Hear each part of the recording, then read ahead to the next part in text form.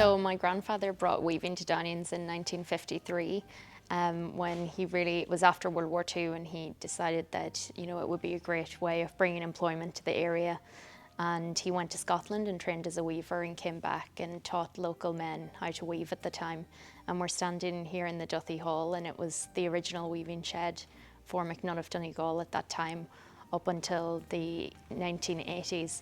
And then my father took over, and prior to that we were weaving a lot of tweed for the fashion industry. So my grandfather worked with designers like Sybil Connolly and Kenzo. And then after that we begun to weave our throws, which are our main products today. And then we diversified into ladies' shawls, pashminas, scarves, and we have a whole host of products now that we sell. We also originally just were weaving tweed, and then we diversified into using merino wool and using alpaca and cashmere. And then we wove a lot of linen in the 90s, and we're seeing again that that's becoming a lot more popular. So we're kind of moving back to some linen products again at the same time. The mill is now based across from the Duthie Hall, and it was purpose built in the 80s. So that's where we do all of our weaving today. And it's great that we can definitely utilize the skills in the area. So we employ around 20 people in the mill at the moment, and they're all from the local area. And the skill of weaving definitely tends to run in families, so a lot of the people in the mill are related. And I suppose we're kind of like a family in the mill anyway. And we definitely draw on the inspiration of the landscape, the amazing heathers that we have in the hills here, and even the greys and the blues and the sea. We're nestled on the Ruskill Peninsula, so we're in between Shiphaven Bay and Mulroy Bay, so we have unlimited sources of inspiration, and you can definitely see that reflected in our designs that we have here. So the colours that we use and the different shapes and designs in our throws and scarves and all our other products. So you can definitely see a huge influence of Donegal and the natural landscape that we have. So in the Duthie Hall now, which was the original weaving shed, that's where our showroom is, across from the mill.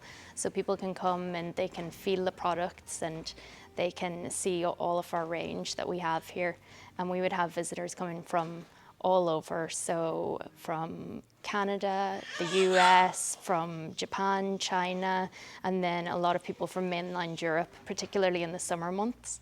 And we find that when the Wild Atlantic Way started a couple of years ago, that brought so many more tourists, because Downings is nestled at the top of Donegal, and beforehand a lot of people tended to come to Donegal town and then turn around and go back.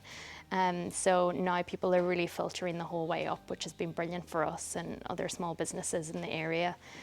So we're definitely seeing a big increase in the amount of visitors that we're seeing here in Downings.